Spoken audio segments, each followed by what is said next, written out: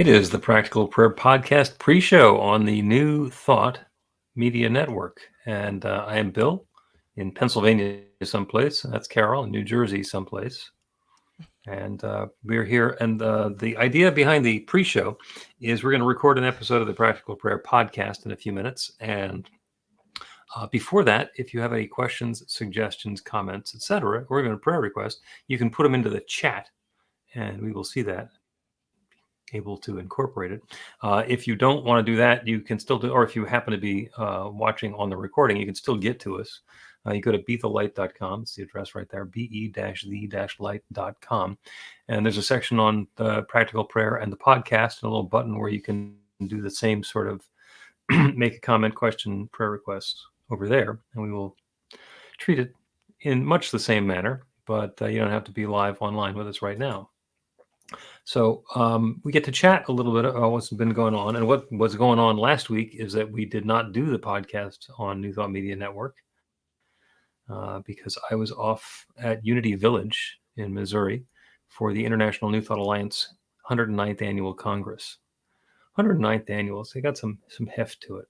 And this organization has been around since the get-go. And it was good to get the group together and hear some very informative stuff.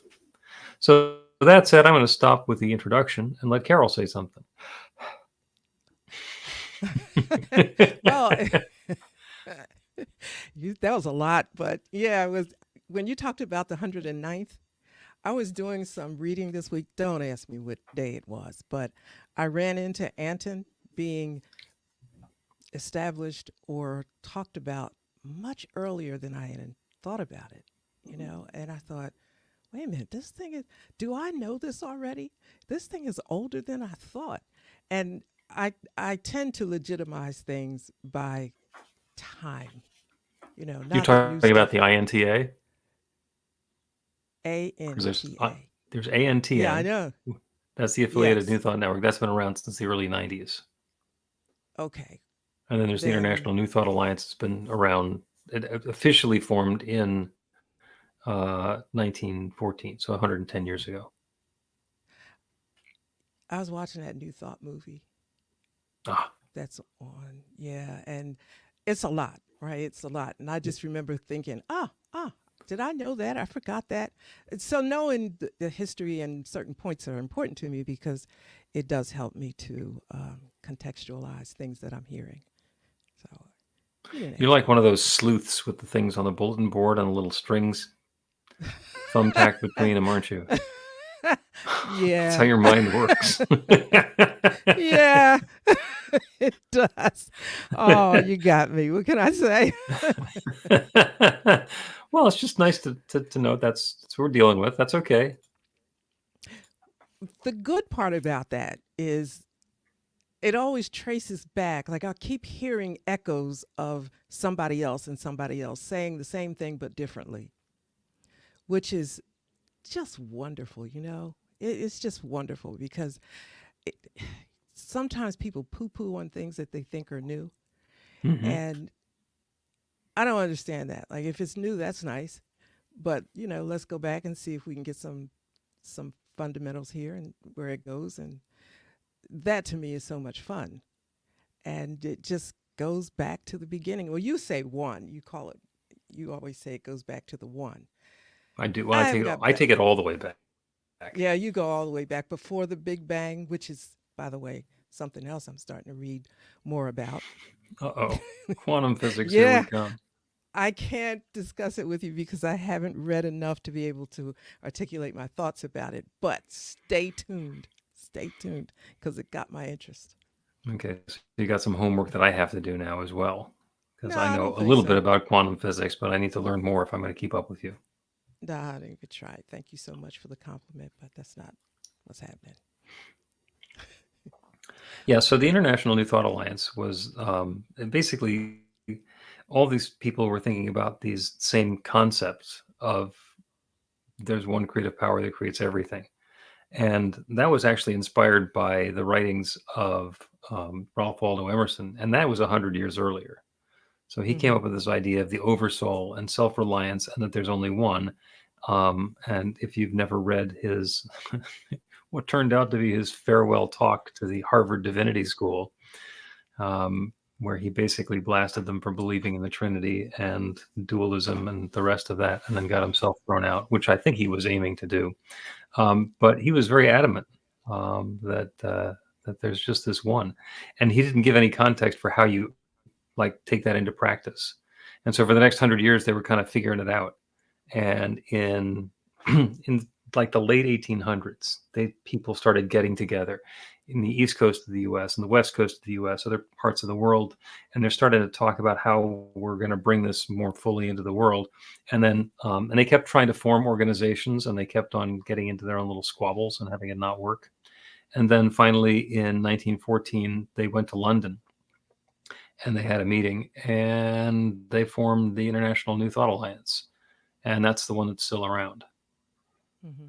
Mm-hmm. One of my heroes, Thomas Troward, as they say in Britain, Troward, raised his hand and was elected vice president of the INTA, and they also started national chapters in different countries, so he became the president in England. And we keep on talking about, oh well, that was a different time. Things are so challenging now. Things are so difficult. There's so much turmoil in the world. This was in June of 1914.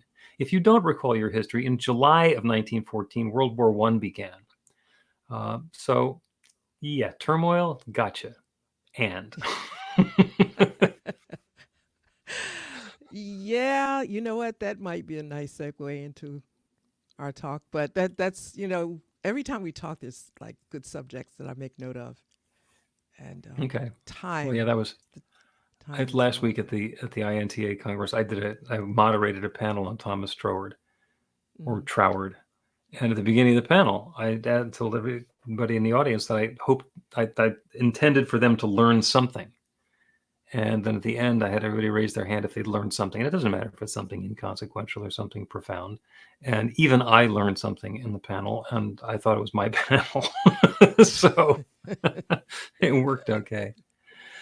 Let's do an episode of the Practical Prayer Podcast so we can start talking about the stuff and have it be the part that's going to go into the podcast.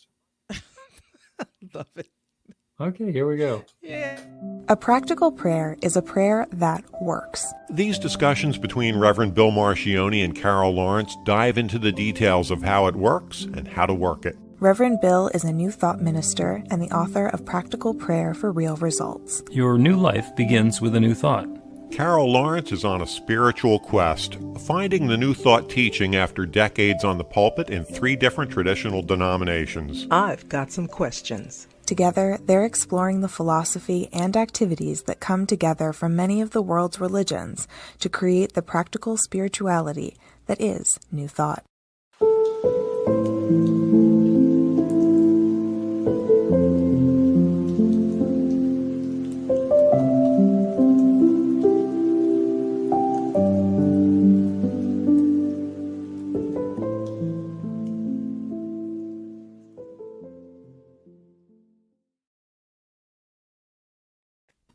Welcome to the Practical Prayer Podcast. I'm Carol, here with Reverend Dr. Bill Marchiony, and we've got a conversation going. We do. We got a conversation ready to happen, and I neglected to ask you before we started the podcast what it was going to be about. So you get to surprise me. Well, you know what? Sometimes we talk in the pre-show and change the subject before we get to the actual podcast. Sometimes in the middle of a question, we change the subject, but yes, I'm with you. Yes. Do you know what it has taken? I'm talking to everybody now. Do you know what it's taken for me to get used to doing that? Because like, I am a planner. It's there, and if you deviate, I mean, I got to jump all over the place and try to jump with you. And you have so much information, so much content. You're just giving it out. And I'm thinking, okay, when he pauses, now, what part am I going to extract? Because I know everybody's not getting this because this is like going fast. So I have learned a lot, just like you said at your panel that you were moderating. You learned something. I have learned with you among the many principles and things in New Thought is how to take the ride. There you go. And somewhere along the 160 episodes that we've done, you gave up your membership card as a control freak. You used to claim yourself to be a card carrying control freak, and you've given up the card.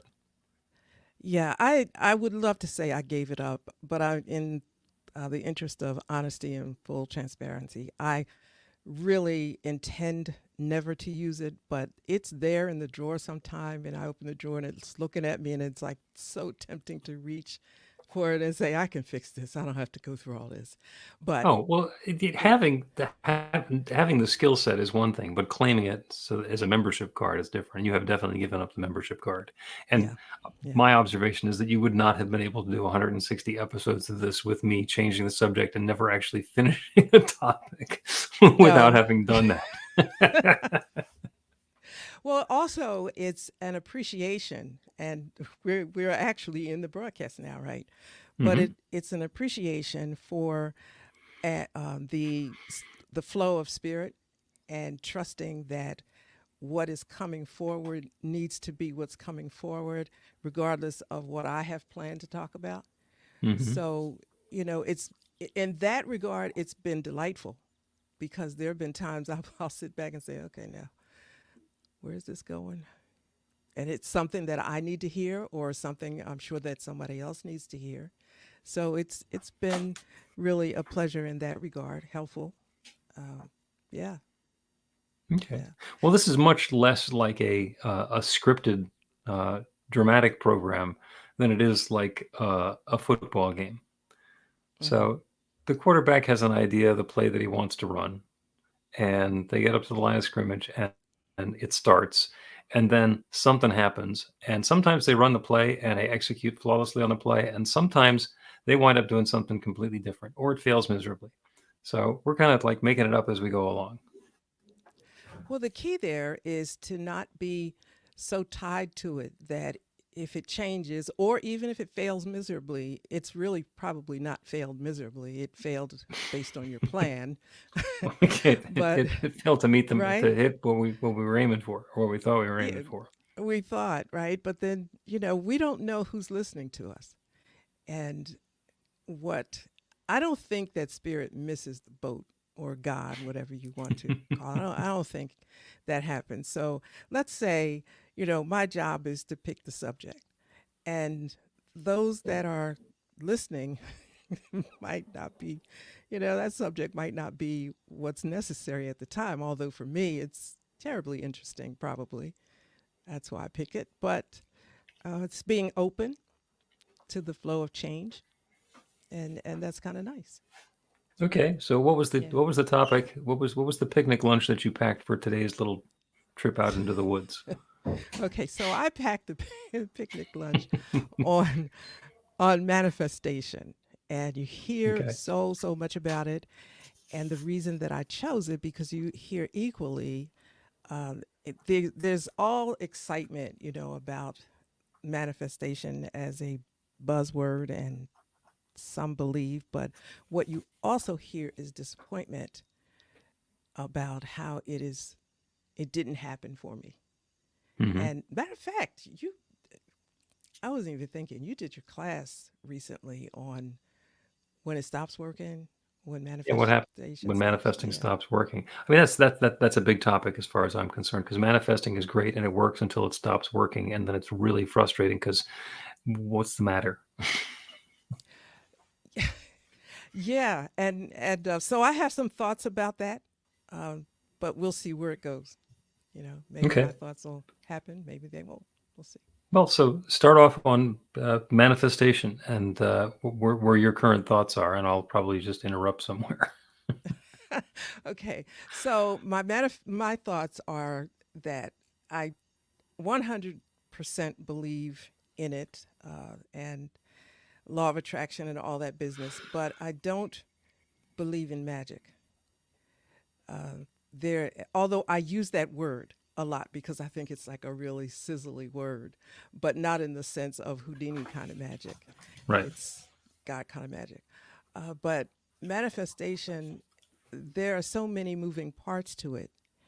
And here's one of my things, like when anybody takes something and run with it without doing some thoughts and maybe, I hate to say the word research because that sounds hard and arduous, but without thinking it through and checking on the different dynamics in a thing. So if you use manifestation with the expectation of a magic show, then you're very likely to be disappointed.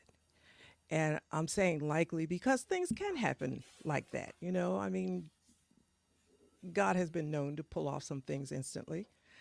Hmm. But usually there is, I call it a manifestation in process, in progress. And we ought not to, don't give up so soon if it doesn't appear immediately, because there are other dynamics involved, of which we do have more control than we thought or initially think. And that goes to the practical prayer in, something that you want to manifest, but then there's those steps in between that's saying, oh, okay, wait a minute, let's check this out. So before you throw it out and say it doesn't work, it's like, go back and check the list and see if you missed one of those moving parts. Be, Okay. did I explain it really well? What I'm You set it up trying to. very nicely. And to quote you, that's a lot. So I'm gonna unpack it a little bit, and I'm gonna do it with metaphor and analogy. And my first observation is, I'm pretty sure it was Arthur C. Clarke, who is, among other things, the science fiction author who wrote 2001: A Space Odyssey and some other really cool stuff. He's been quoted as saying that magic, uh, sufficiently advanced technology, is indistinguishable from magic. Which means that if we don't understand the technology and how it's working, it looks like magic. Mm-hmm. Mm-hmm. If we don't understand the technology, it looks like magic. Mm-hmm. Okay. So if you walk into a room and you flip the light switch, the lights go on. Mm-hmm. And we know exactly that that's what's going to happen, and there's no magic involved. We understand we're paying the utility bill, and we understand that we have to buy bulbs and all the rest of that. And we spend enough time with electric lights that we understand what the process is. You flip the switch, the light goes on. Okay. Pin that thought for just a second. We've all been to the Home Depot or the Lowe's or the hardware store and walked down the aisle, and there's a little bin full of light switches. You've seen those, Mm-hmm. So you reach down into the bin and you pick out a light switch and you flip it, and nothing happens. Is the switch defective? Are you unworthy? This is the same switch that, under proper circumstances, will make the lights go on, and it's not working. And the technology that's going on is, it's not part of a circuit now. There's no power supply, there's no light, there's no wiring, there's none of the rest of the pieces are in place to make the quote magic happen. Mm-hmm. And once they're in place, it happens with absolute dependability. So manifesting is much the same. It works. We claim our good, and the universe, boom, delivers our good to us. And that's really cool. And then sometime we try one of those affirmations to manifest something different, and it doesn't work. And it's not because there's anything wrong with the manifesting process, it's because it ain't connected. It is not connected. The circuit is not there and ready to go, because manifestations are basically claims that are activating our beliefs. And if we don't believe that it can happen, then it will work perfectly by not showing up because we don't believe it's going to show up. Mm-hmm. Mm-hmm. All right. Well, that gets left out of much of the conversation about manifesting, in the same way as somebody trying to sell you a light switch at the Lowe's and claiming that just by flipping the switch, the lights will fill up any room. There's more to it. Yes. And that's what I was calling the moving parts or the Mm-hmm. dynamics that go to it. And when you just hear the conversations now, and it's just so much noise on the internet and, various social platforms. I think they're wonderful. Don't get me wrong. I think they are wonderful. But I think you also have to take your brain in with you when you're listening to the noise, because these things are not promises. You know, I wrote a piece on something. I named it The Dream Merchant. And I remember people will, back in the old days, they called him the snake oil salesman. Mm-hmm. And so the snake Dream oil merchants. salesman, Yeah. and then it came. I'm gonna skip what I was gonna say just now. It just came through the years and manifested itself in so many different ways. But I think that if you take your brain along with you, engage your brain, you'll understand that the dream merchant is just selling you what you already have. It's selling you a promise of what you have will happen. But there doesn't need to be someone else to do that for you. It's about your belief, and that seems so simple to say, so easy. It's like all it's about what you believe, but you can't sell me something that I don't believe I'm going to have, or Right. that it's Oh, that mine. doesn't prevent you from buying it or from investing in it, even though you're saying I'm buying this snake oil because I want to have the result that the snake oil salesman is telling me I'm going to get. I don't believe I'm going to get it. And what happens is you don't get the result of the snake oil or what you claim that you're buying the snake oil to do. You get the result of your belief, which is continuing to not have whatever that good was. Exactly. Exactly. And so if somebody's listening, do the rerun on that on the replay so that, so that you can hear that again. It's important to engage your brain in this thing. What part is ours to do? And if we don't believe it, why are we just, you know, it's like, it's just no such thing as magic like that. You have Yeah, to be a part of except it it. works for a while. You think? Absolutely. That's why the snake oil. I mean, if somebody came along selling snake oil and it never did anything and it never accomplished any good, then they could run out of town and nobody would ever buy any snake oil. Well, they did But get there are rid enough of people. it. Now there are enough people who, I had rheumatism and now it's gone away, and my husband had left me, but now he's back, or my husband was back and now he's finally left me again, or we struck gold, or we found the missing sheep, or whatever. You you you do the manifestation or the affirmation. You take the snake oil, you buy into the dream, and then something good happens. And we All assume right. that the power is coming from the snake oil or the dream salesman. Okay, so now go back to your analogy. And each one that you mentioned, you had a part in it, right? Mm-hmm. You found the sheep. The snake oil salesman said, "You take this oil and do whatever you do with it, and the sheep will come back." Not unless you go out and put some energy in finding the little rascals. Not necessarily. They may just wander back on their own. They may go out there and be completely scattered, and you buy the snake oil and you put it on wherever it's supposed to happen, and suddenly, simultaneously, there's a wolf or a noise in the distance, and the sheep say, "Whoa, this is really scary out here. I thought it was freedom. I'm going back home." And they show up, and there's no work involved. Or Yeah, it there's is. The wolf the came. arthritis is say it again. The wolf came. You're not Whatever. just sitting there. Hmm? There's Say another that. force, that's something else that's going on. Somebody's been suffering from arthritis, or something else that's not working. They've got gout, or they're limping, and they put the snake oil onto the afflicted appendage, and they believe that that's going to fix it, and they get better. It feels better. The swelling goes down. The pain dissipates. They're able to walk. The good shows up in their life. And it's so easy, almost automatic, to make that connection that it was the snake oil that made the difference. Now, there may actually be something in the snake oil that will help. And the big part is, I believe that it's going to help. That's what the scientific community calls the placebo effect, which is where people can Well, be given morphine and makes their pain go away. And if there's no morphine available, or if somebody's doing an experiment, they can be given a sugar pill or some other inert substance and told that this will make the pain go away even more effectively than morphine, and the pain goes away.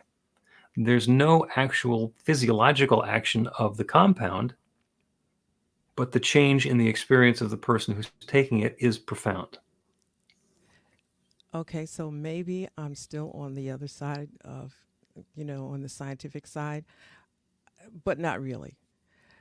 I believe that because, we came through a time where people would get a blessed handkerchief, or, through the mail, you send for it, and this is supposed to Hmm. change things, and oil and water and all of that kind of business.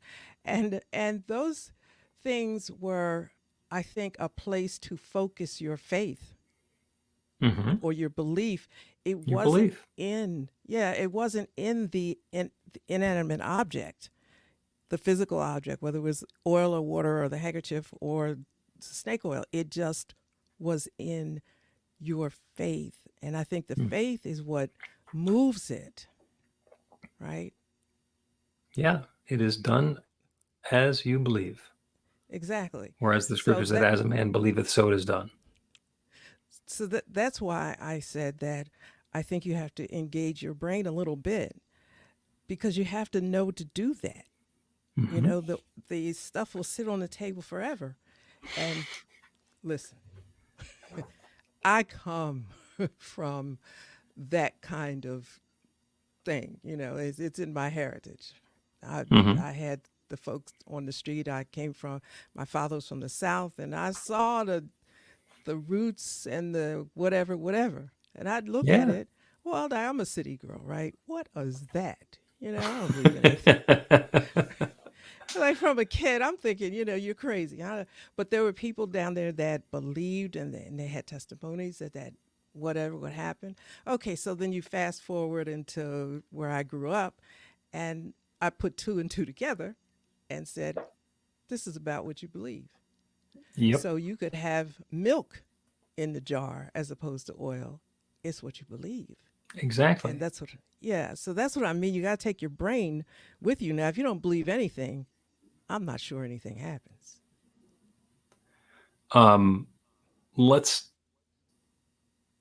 talk about suspending disbelief, but first we're going to take a little break. Yeah, then we're going to come back and talk about suspending disbelief, which is a double negative, but I'm positive that it'll make the point.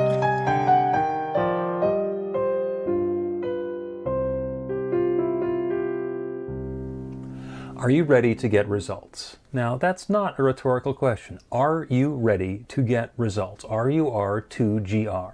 That's actually the abbreviation for the steps in a practical prayer: recognition, unification, realization, gratitude, and release, with a couple of extra steps in there in case some doubt creeps in along the way. RUR2GR.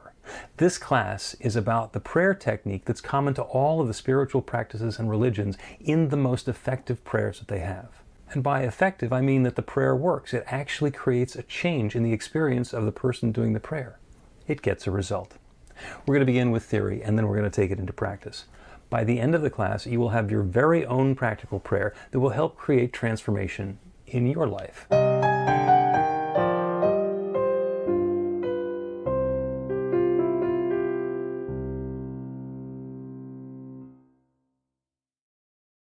Welcome back to the Practical Prayer Podcast. I'm Carol, here with Reverend Dr. Bill Marchiony. We're having a conversation about double negatives of suspending disbelief. And to go back to the scripture where it says, it is done as you believe, if we have a disbelief, then that is what's being done. It is being done as we disbelieve, because we believe it's not going to happen. So when we suspend disbelief, we take whatever it is we know can't happen or we think can't happen, and we say, am I willing to put that on hold? Am I willing to open up the possibility that maybe this could be different? Am I willing to stop insisting that this is what my life is going to be like? And that leaves an opening. And through that opening, all manner of good can pour into our experience. Because we're not predestined for any particular experience, whether we describe it as good or bad. We are predestined to be here having a human experience, and it can be as joyous or as annoying as as possible. And all possibilities are open to us. That's a whole nother podcast about Yeah. we're here to have a good experience. And All right, we'll leave yeah, that one on hold then. We'll just talk about yeah. manifestation.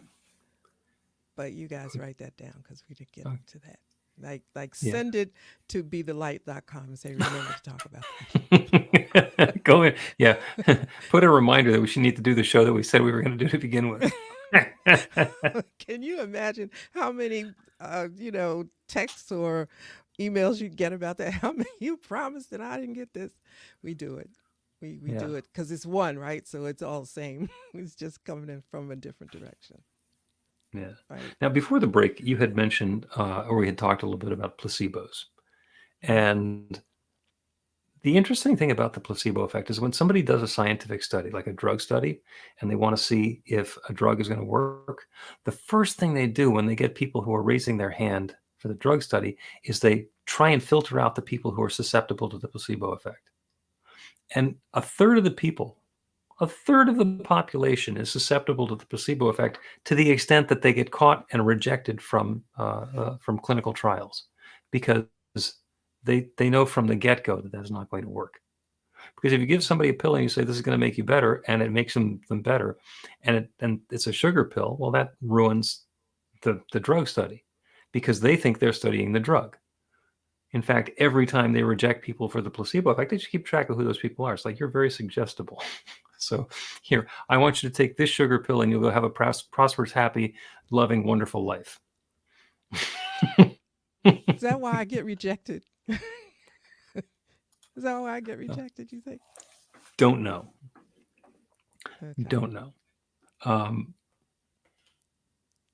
But if that is working and that is active, that's a claim by the scientific community that 35% of the population is demonstrating this every time they raise their hand for a drug study. Mm-hmm. Well, that's what we're using when we get into manifestation. And the reason that it works is because I can make a positive, powerful, personal, present tense claim. I am prosperous. I have a lovely, wonderful relationship. My body is comfortable and works in perfect form and function.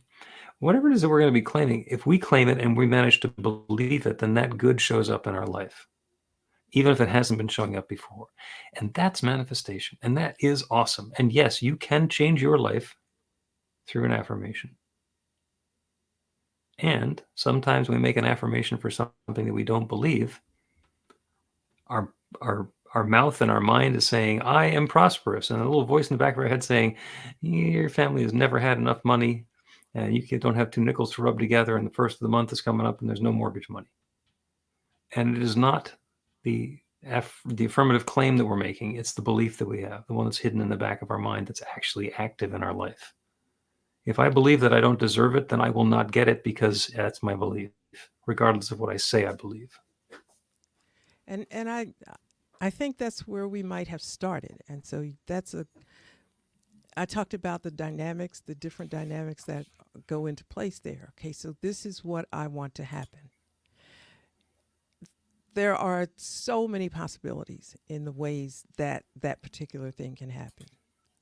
That's where spirit comes in, and that's where I step back because I don't know the different ways that it could happen. However, without thinking, you can step in and say, well, I am prosperous.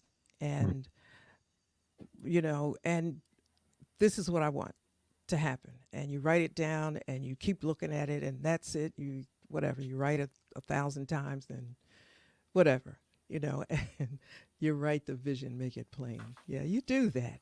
But what about the manifestation of this? I'm trying not to be negative, but what might I do if it hasn't shown up? What might I do, or what might have been in my belief system that was unrealistic? Like I want to manifest $10 million by Friday. Okay, so you believe God can do everything. Okay, so yeah, you throw that out there and you keep going, but then Friday you don't have $1 million and you're pissed with God.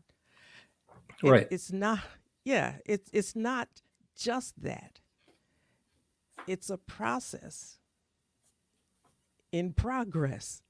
It's not to say you're not going to get the million. You may not get it for, 2 years from Friday, the exact date. So you hang in there. Right. But it has to be some level of realism in it on your part. Do you know what I mean? Like, M- do you need maybe. Maybe. You're it saying realism and I'm saying believability.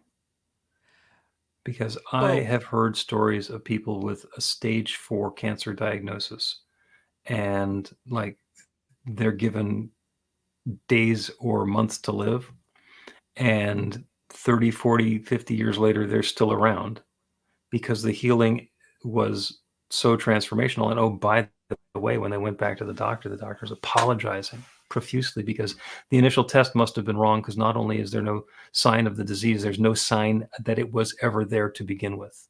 The damage that we thought we saw in the initial test, there is no damage. The healing is On so that, complete. yeah. We know about those. Those are cases. Those are Oh, actually things that happen. I can't say anything there because I am a firm believer, 1,000% in healing, and I can give you stories just like the ones that you mentioned.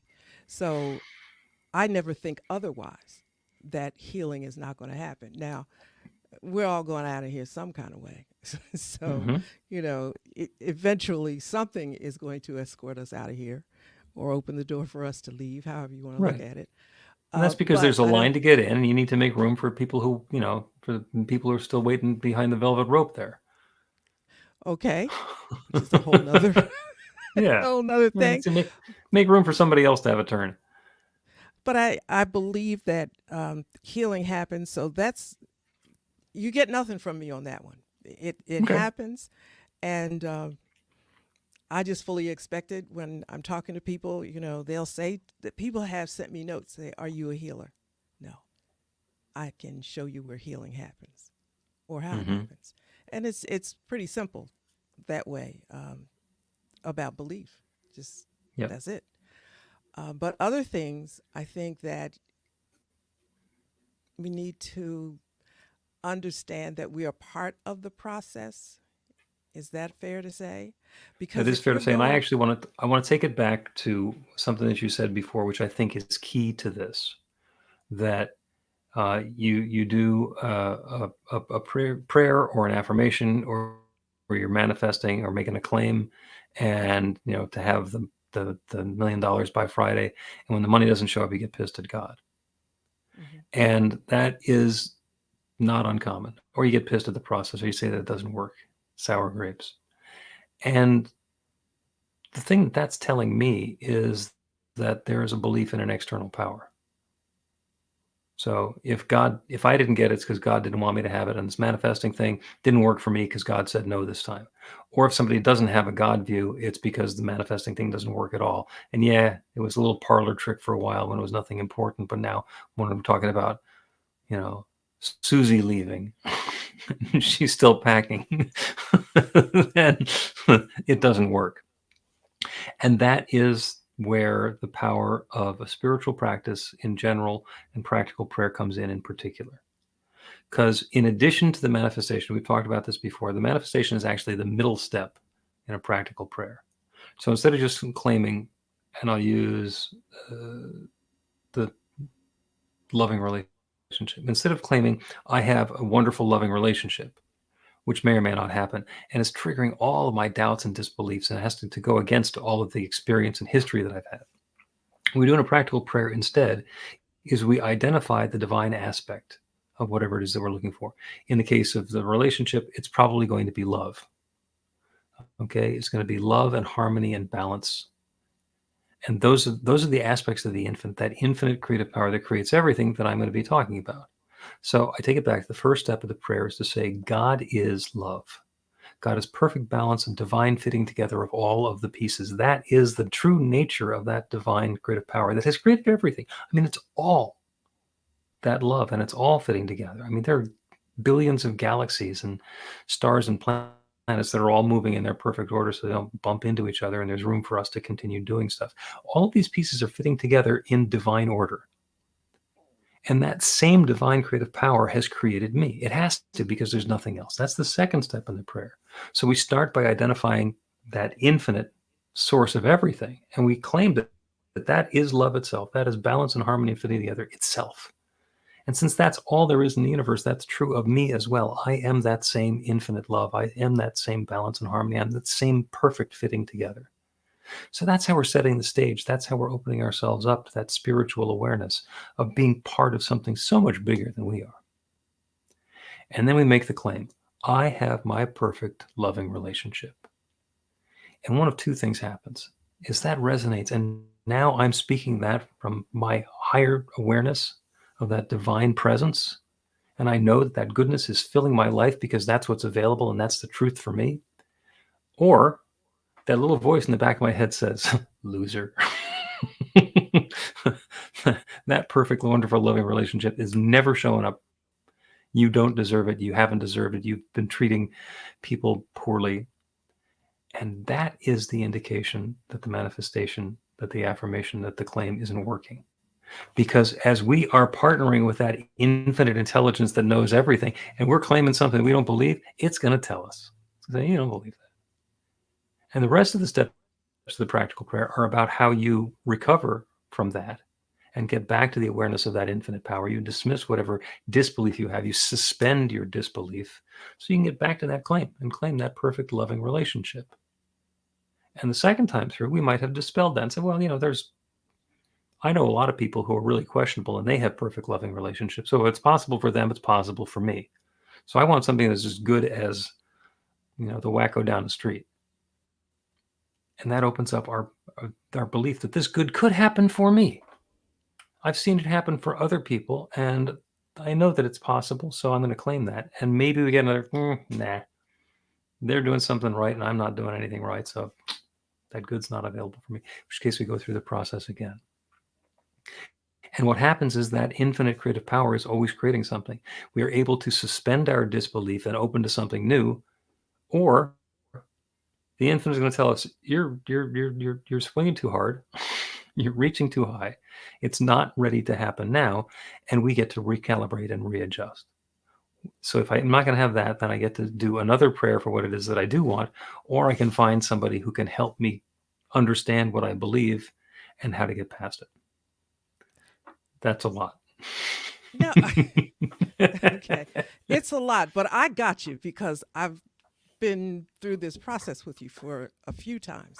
But what I want to do is to wind back and say, okay, so where does it, on one of those steps where you stop and you say, well, this is not for me, it's for somebody else. No, it's for you. But if you've been a jerk, think about that.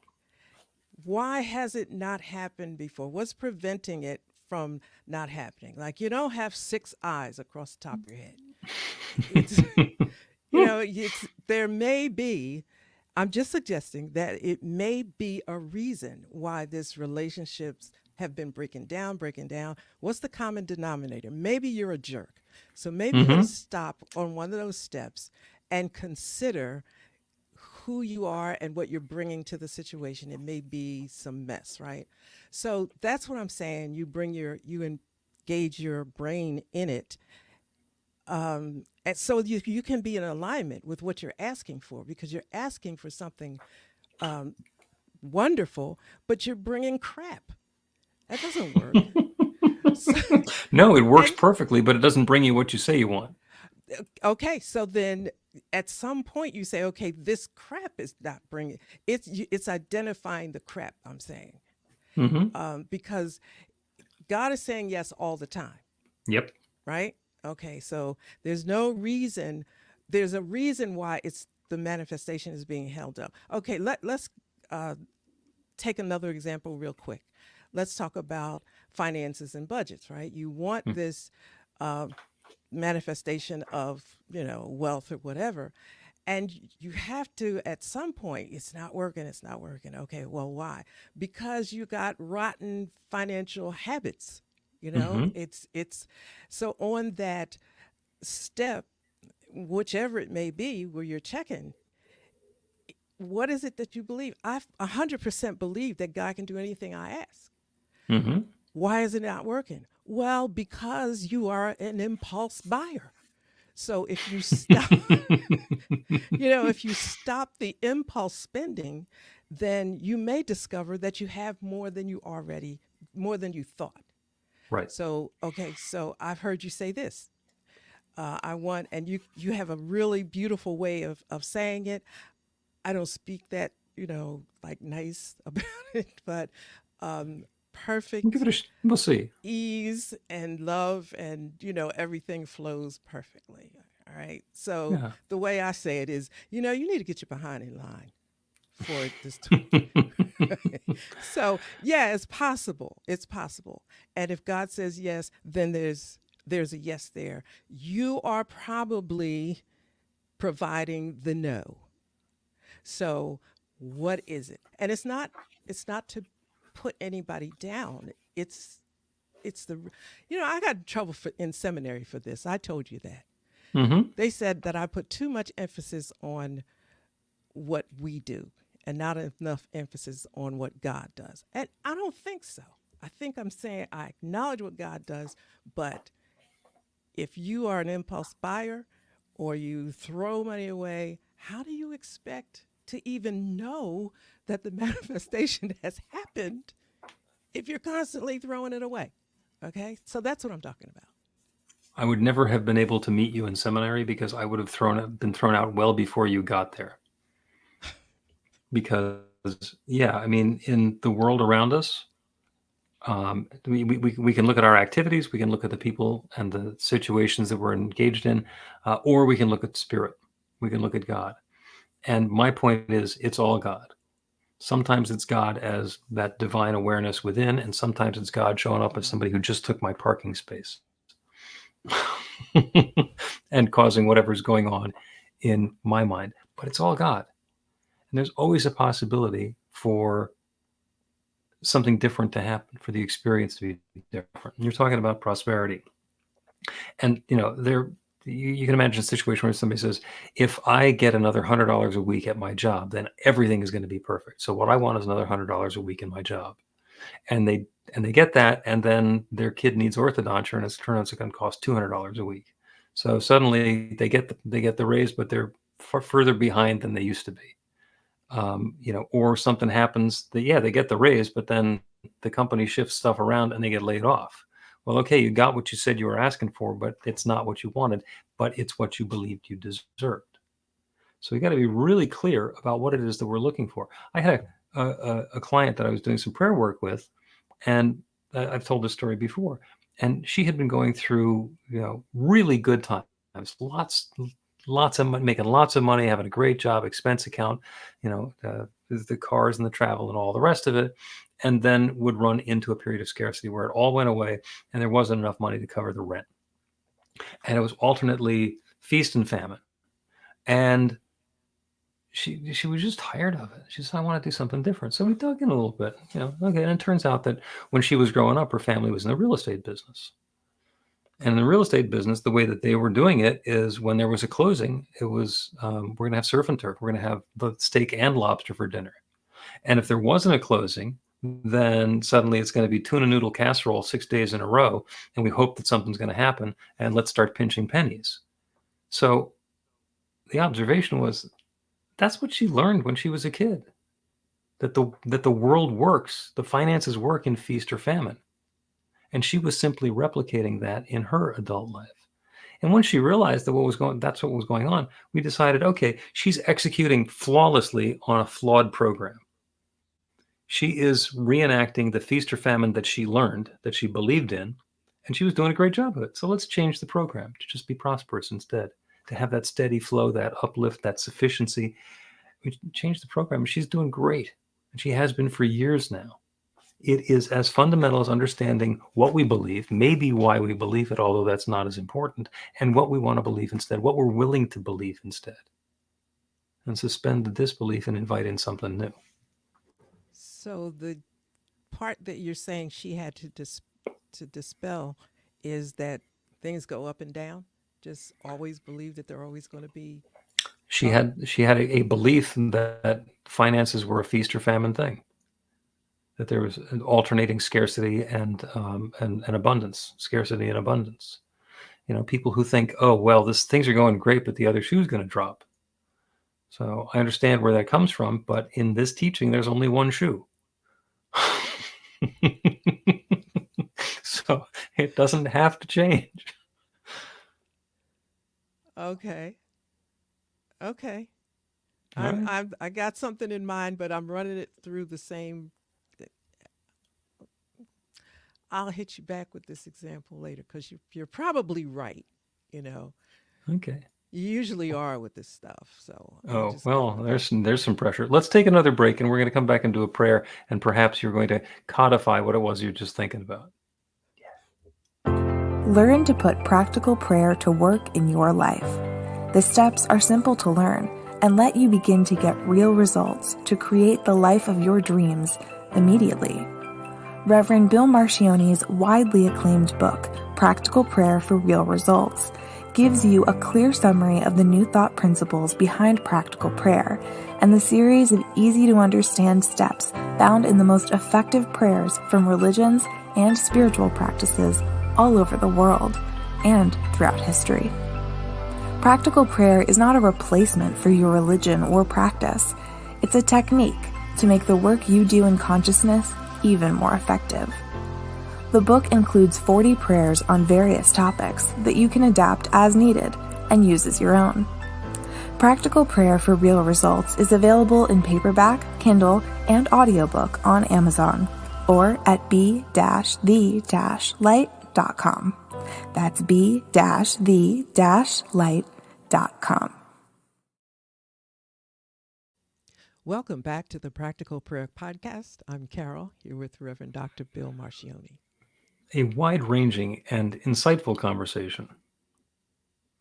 Were you able to put into words what it was that you were thinking about before the break? I think so, because I thought of an example, a real life like myself. I give it, I have no shame. I just tell people what I did, so. Okay. When I was in college, I had a plan, what I was going to do, and it was Sounds reasonable substitute for teaching. you. I'm Okay. going I'm going to be a substitute teacher, stack the money on the side, go to graduate school, and I'm going to do that. So I put in my application, and that summer or that moment or whatever, they changed the qualifications for substitute teaching. So I said, door closed because I need this to do this. So the door closed. And I was really heartbroken. Anyway, throughout life, it seemed like the same thing would happen. Soon as I get to the door, the rules change. The rules change.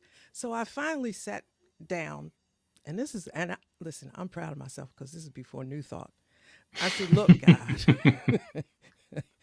what is going on here? Right? I should have this. I prepare for everything that I'm asking for, that and I step up to the plate. I am fully prepared. What you doing? The game keeps changing. And I sat with that, quite angry, of course. Of course. And here's what came back. And not in an instant, but over time, not a long time, but it kept coming back. You are planning for what you see in the moment. You're not sitting there imagining or thinking about the other possibilities. Therefore, you're not planning or opening yourself or preparing yourself for other possibilities. Well, that's all I need. You tell There you me go. I'm cool with that. I say, okay. So then I start imagining, not even wanting to see things in front of me because this is not enough. Even if I get it's not going to work because things are going to change. So quick, fast forward. I had this idea about the internet before it got to be the thing and how I could use it, blah, blah, blah. And I just kept going with it, and listened to people tell me that I was crazy and all of that. And bang, now I'm doing like 90% of the things that were thought to be impossible and ridiculous. And people stopped. I use those words. They're very strong words, but Yeah. people would tell me, that's ridiculous. That's And then, of ridiculous. course, That could never happen. that can happen. And why would you even think about something like that? And I think, well, if I could think of it, it's got to be a God thought. That's the way I looked at it. It's got to be a God thing because I'm not sure where did I get this idea. So Yes, that's what I'm All right, I'm going to saying. ask you. We're gonna Yes. do a prayer in just a second, and I'm just going to ask you because I'm aware of some of your story because I know that you went to school and you got out of school, and now you said that you wanted to be a substitute teacher, so you go to grad school. At some point along the way, you got into corporate America. Hmm. So was that because the substitute teacher gig wasn't available? Yes, Yeah. Okay. So you did okay there. I did real okay. Okay. So the universe said, no, successful trainer in corporate America, you can't have that job because you're going to be a substitute teacher, wiping the nasal dribble off of third graders and hoping that they're going to call you for tomorrow. I think Hmm. the universe had a better idea in mind, and it wasn't a no, it was a yeah, something bigger's on the way for you because we understand the big picture of what Carol's believing in, even though her little treasure map to get there is is going to take a couple of detours. And I thank you for saying that because that's very complimentary. People will say to me that the reason why God lets you do things. Now you know I'm on talking on both sides of the street, right? So people Yes, that you believe are. in this God that okay, if the reason that God lets you do things or whatever, because God knows you're crazy enough to go ahead and try it. And so if it's something crazy to do that God has in mind, he'll give it to you and you'll just go ahead with it because now they're saying this in an uncomplimentary way. Right. I've never heard that in a complimentary sense, except for when I walk away, I'm like, yes, Yeah. yes, Well, and then because, how many times yeah, have the people told you that you were crazy and oh, God's letting you do something crazy because you can, and then it turns out that that crazy, quote, crazy thing that you were doing was actually brilliant and insightful and prescient and has led you to an experience that's beyond what any of the naysayers would have claimed for you. absolutely right. There's a thing with that too, though. You got to learn how, because the naysayers don't come with you. So you got to learn how to be okay with Ha, you got ha, to learn how to be nicely put. okay with with being by yourself and waiting to be open to meet people with broader ability to think broader. I'll put it that way. I'm trying to be as nice as I can, but yeah, you got to but to me it's work inside like because there were a lot of times I would feel bad and Hmm. think, well, maybe I am crazy, but then God, then Yep. there's God. Yep. And Let's so do a why would practical God prayer. let you know? And the prayer is going to be about suspending disbelief because that's been a lot of what we've been talking about Hmm. during this is like the self-judgment or the judgment of other people, the criticism or the self-criticism of this can't possibly happen. There's no room for this to grow in this particular situation. And the fact of the matter is our belief is causative. The whole idea behind a practical prayer is to change our belief and open to the possibility of something new. And the biggest piece, if we believe something is possible, we can just do an affirmation and claim it and it shows up. It's like going into the candy store and having enough money to buy any of the candy and saying, I want the peanut butter cups or I want the lollipop. We just choose what we want and then we get it. But when we have a belief that we're not going to be able to get it, we believe that the store is going to be closed or I'm not going to have enough money to pay for it, I'm not going to choose properly. When our belief is one of limitation, we need to change the belief. So that's what this prayer is about. We're going to suspend disbelief. We are going to let go of the notion that whatever good it is that we are seeking is somehow not available to us. And we do that by turning our attention away from the circumstances, from the details, from the activity in our life, because that stuff is all going on and it's going to continue going on. And there's something bigger that's also going on. So as we close our eyes and turn our attention away from the specifics of the situation that we're in and open to the awareness of that infinite creative power, that one divine presence, that love, that source that shares itself, that has been creating by sharing itself since the very beginning of time. It's the same story, whether it's the Big Bang or scripture, and choose your flavor. There's one power, one presence, one love, one intelligence, one energy, one source that shares itself as all of its creation. And it continues to unfold and reveal and evolve itself in new ways. And one of those ways is me. And one of those ways is each person within the sound of my voice.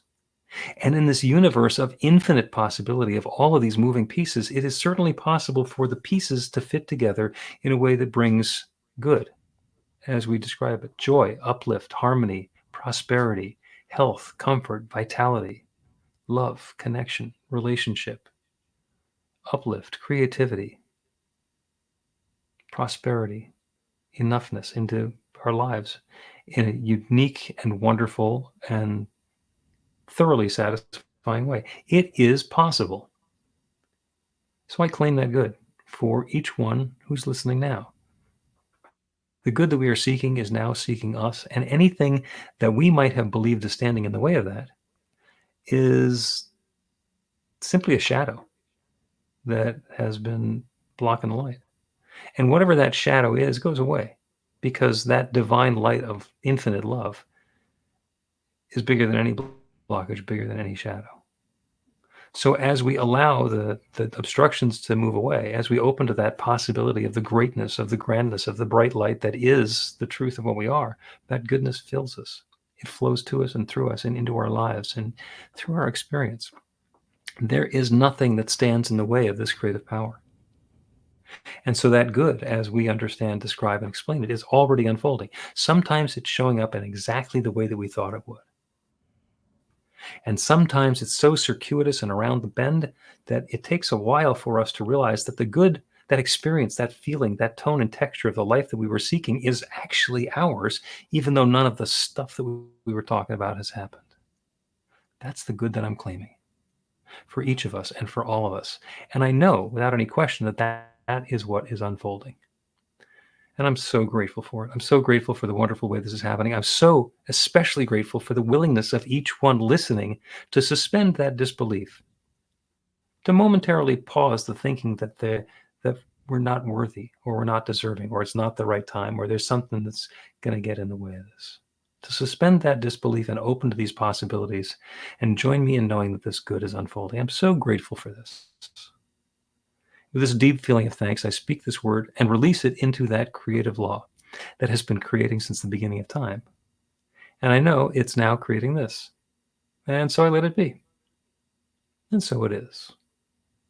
The Practical Prayer Podcast with Reverend Bill Marchiony and Carol Lawrence is a production of BeTheLight.com. be-the-light.com. Where you can find more information about practical prayer for real results. Our theme is by Music of Wisdom. You can learn about the spiritual community of New Thought Philadelphia with daily guided meditations, Weekly celebrations of spirit, and Reverend Bill's classes in practical spirituality at newthoughtphilly.org.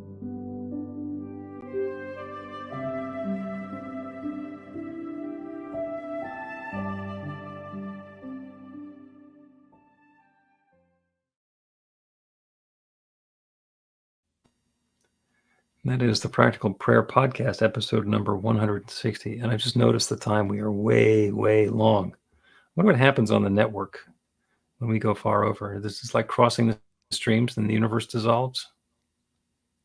So maybe it just cuts off at a certain time, huh? I don't know. I have to ask somebody who's been paying attention to that particular part of the creative process. Okay.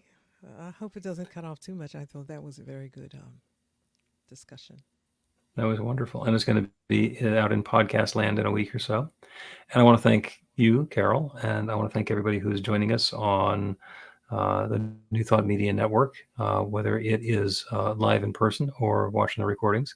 If you have a comment, you can go to BeTheLight.com, be-the-light.com, and find the comment button so that you can put that in there. And now I'm going to get out of the way before we get in trouble. In fact, that's something that could happen. And we'll see you next week.